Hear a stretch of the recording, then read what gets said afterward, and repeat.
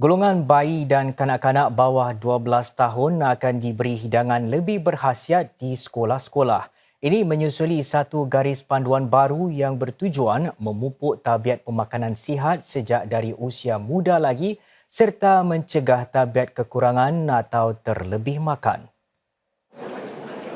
Meal oat bagi kanak-kanak prasekolah dan mi bagi kanak-kanak darjah 4 hingga 6. Inilah antara saranan menu yang disarankan garis panduan baru itu bagi pusat-pusat jagaan, pengendali-pengendali sekolah dan penyedia-penyedia khidmat makanan. Diterajui Kumpulan Jagaan Kesihatan Nasional atau NHG, ia adalah sumber tambahan kepada garis panduan sedia ada oleh Lembaga Penggalakan Kesihatan atau NHB. Piawai baru itu meliputi makanan-makanan yang mungkin menyebabkan alahan atau sensitif bagi kanak-kanak. NHG juga akan bekerjasama dengan para pengendali kantin sekolah dan prasekolah untuk menyokong mereka melaksanakan garis panduan tersebut. Ini juga bertujuan menangani masalah terlalu banyak makan memandangkan kegemukan dalam kalangan kanak-kanak semakin meningkat.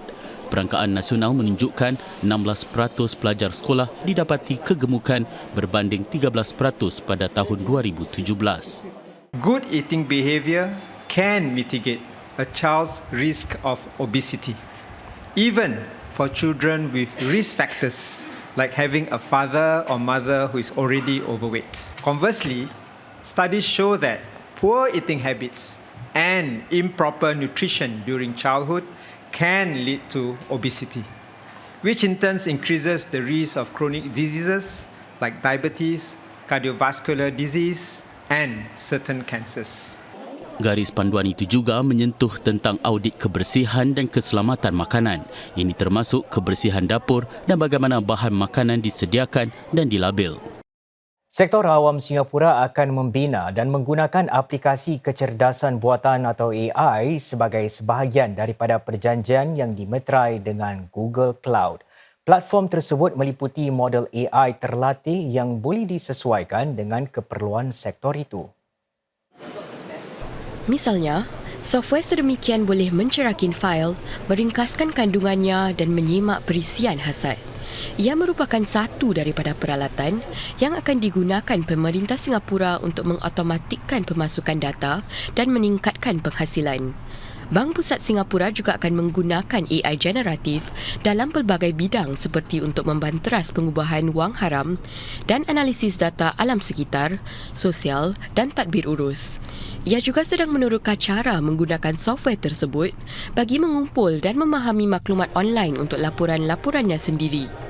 Perjanjian Singapura dengan Google Cloud termasuk usaha menghasilkan teknologi AI tersendiri dan mengembangkan bakat tempatan bagi industri tersebut.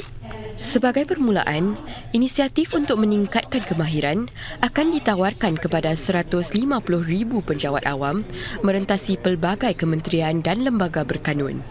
Ia kemudian mahu diluaskan kepada rakyat dan perniagaan tempatan. Menteri Ehwal Dalam Negeri K. Shanmugam berkata Asia Tenggara boleh mengambil iktibar bagaimana Timur Tengah menangani isu-isu rumit seperti mengasingkan politik dan agama. Encik Shanmugam menambah badan-badan penyelidikan seperti Institut Timur Tengah boleh membantu kita memahami perkara-perkara seumpama itu. Dia berucap demikian di persidangan tahunan Institut Timur Tengah hari ini. Politicians will find any possibility of whipping up fervor using lines which can divide. And in many countries, religion can be used as a rallying cry to bring your base together, but the process will be to divide the country. So the real answer to your question is yes, we will absorb lessons from other parts in the world. Encik Shanmugam dan pengerusi institut itu bila hari kongsikan juga mengupas bagaimana negara-negara Timur Tengah bertindak balas terhadap peralihan kuasa global. Mereka maklum bahawa Amerika Syarikat dilihat sebagai rakan kongsi keselamatan yang tidak boleh dipercayai tetapi amat diperlukan. China pula semakin meluaskan pengaruh ekonominya. Ahli-ahli panel lain turut membincangkan kesan perang di Ukraine terhadap Timur Tengah serta pemerolehan senjata nuklear di rantau itu khususnya di Iran. Ini berita baik bagi anda yang menaiki pesawat untuk bercuti dan enggan terputus hubungan internet. Singapore Airlines atau SIA menyatakan para penumpang yang melakukan perjalanan kelas ekonomi dan ekonomi premium menerusi pesawatnya bukan sahaja akan mendapat akses Wi-Fi secara percuma, malah akses tanpa had. Ini akan dilaksanakan bermula 1 Julai ini. Langkah ini menjadikan SIA syarikat penerbangan pertama di dunia untuk menawarkan Wi-Fi secara tidak terhad bagi seluruh pesawatnya. Bagaimanapun, untuk menikmati khidmat percuma itu, penumpang mestilah seorang anggota KrisFlyer. Pendaftaran untuk menjadi anggota program KrisFlyer adalah percuma. Buat masa ini, Wi-Fi percuma tanpa had hanya ditawarkan kepada semua penumpang dalam kelas pertama, kelas perniagaan dan suite. Menggalak lebih ramai warga Singapura tampil ke depan dan melakukan kerja-kerja sukarela. Ini merupakan sebahagian daripada sambutan Hari Kebangsaan tahun ini. 2 kempen baru digerakkan demi mencapai matlamat itu, iaitu Give One SG dan Unite as One SG, yang melibatkan lebih 40 rakan kongsi masyarakat seperti Palang Merah Singapura. Kerja-kerja sukarela yang mahu dilakukan boleh didapatkan melalui aplikasi SG Cares. Usaha ini sebahagian daripada tema Hari Kebangsaan tahun ini, Onward as One. Semasa pelancarannya, Presiden Halimah Yaakob berkata, apabila orang ramai melakukan kerja sukarela, mereka menjadi sebahagian daripada masyarakat yang mempunyai identiti bersama. Volunteerism is a crucial aspect of nation building and an integral part of our social compact. Volunteerism is not just something we do as individuals when we have spare time. It is fundamentally a reflection of who we are as a people, who we want to be, and the kind of society we want for Singapore. Presiden Halimah Yaakob berkata program nasional dan program masyarakat yang menyokong golongan belia berisiko perlu saling melengkapi. Puan Halimah berkata demikian selepas melakukan lawatan ke sudut jagaan khidmat belia hari ini. Pusat ini menjalankan inisiatif-inisiatif bagi golongan muda yang berasa terasing atau bukan sebahagian daripada masyarakat. Puan Halimah menambah bahawa interaksi beliau dengan golongan muda dan diberitahu bagaimana langkah intervensi membantu para belia mengatasinya. Beliau turut memuji kerja-kerja pusat ini dalam membantu golongan belia mengemudi masa-masa sukar sedang mereka meniti alam dewasa. 25 atlet tempatan berlepas ke Kemboja pagi tadi bagi sukan para ASEAN. Mereka akan mewakili Singapura dalam 6 sukan termasuk boccia, badminton dan tenis meja.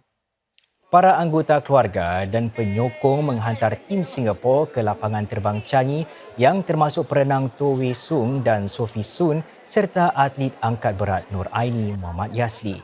Menteri Kebudayaan Masyarakat dan Belia Edwin Tong juga turun padang memberi sokongan. Tamasya sukan itu membuka tiranya Sabtu ini dan berakhir Jumaat depan. Saudara, gelombang panas terus melanda Asia sedang rantau ini bersiap siaga bagi fenomena El Nino tahun ini. Pakar-pakar memberi amaran pada bulan-bulan mendatang cuaca akan lebih panas serta berkurangnya hujan. Negara seperti Singapura dan Malaysia sudah pun mengeluarkan amaran bahawa jerebu di negara masing-masing akan menjadi lebih teruk. Sementara itu, di Hong Kong suhunya mencatat rekod tertinggi iaitu sekurang-kurangnya 35 darjah Celsius. Para pegawai wilayah itu mengeluarkan amaran gelombang haba dan amaran warna jingga bagi para pekerja luar bangunan. Kota Shanghai juga melaporkan suhu serupa sedang China mengalami cuaca paling panas baginya sejauh ini. Sementara itu, pencahayaan awam di Vietnam dikurangkan demi memastikan sistem tenaga negara tersebut terus beroperasi.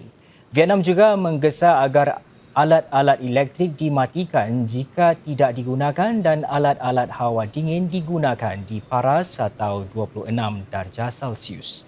Pertubuhan Bangsa-Bangsa Bersatu PBB memberi amaran bahawa hampir pasti tahun 2023 hingga 2027 akan menjadi tempoh 5 tahun paling panas pernah dicatatkan. Ini sedang kesan gas rumah hijau dan fenomena El Nino bergabung membuatkan suhu cuaca melonjak naik. Saudara, bagaimana sebenarnya fenomena El Nino yang dijangka memuncak pada separuh kedua tahun ini akan menjejas kita? Ayo, mari saya jelaskan. Pertama sekali, kita perlu memahami apa yang berlaku dalam keadaan biasa. Angin pasat atau trade winds bertiup sepanjang khatulistiwa. Ini menyebabkan air hangat mengalir dari Amerika Selatan ke Asia. Pakar-pakar menyifatkan ini sebagai keadaan neutral yang menyebabkan lebih banyak hujan di Asia. Dan seterusnya, fenomena El Nino bagaimanapun mengganggu keadaan neutral ini. Angin pasat menjadi lemah atau bertiup ke arah yang berlawanan. Air hangat kemudian ditolak dari Asia dan merebak ke kawasan yang lebih luas. Ini menyebabkan lebih banyak haba naik ke udara dan ia bergerak ke kawasan darat. Ini bermakna Asia Tenggara akan mengalami cuaca lebih panas dan hujan akan berkurangan. Sementara itu, walau tiada El Nino sekalipun, sebahagian besar rantau ini sedang mengalami gelombang panas. Di Singapura misalnya, suhu mencecah 37 darjah Celsius pada pertengahan bulan lalu, iaitu yang paling panas dalam tempoh 40 tahun. Selain cuaca panas, El Nino juga menyebabkan musim kering berlarutan sehingga Oktober. Keadaan panas dan kering itu juga meningkatkan risiko berlakunya kebakaran. Jika ini berlaku di bahagian selatan Asia Tenggara seperti Indonesia, tiupan angin akan membawa asap kebakaran tersebut ke arah utara termasuk Singapura. Keadaan serupa pernah berlaku pada 2019 apabila mutu udara mencecah paras tidak sihat selama beberapa minggu pada September. Keadaan hanya mula bertambah baik sebulan kemudian.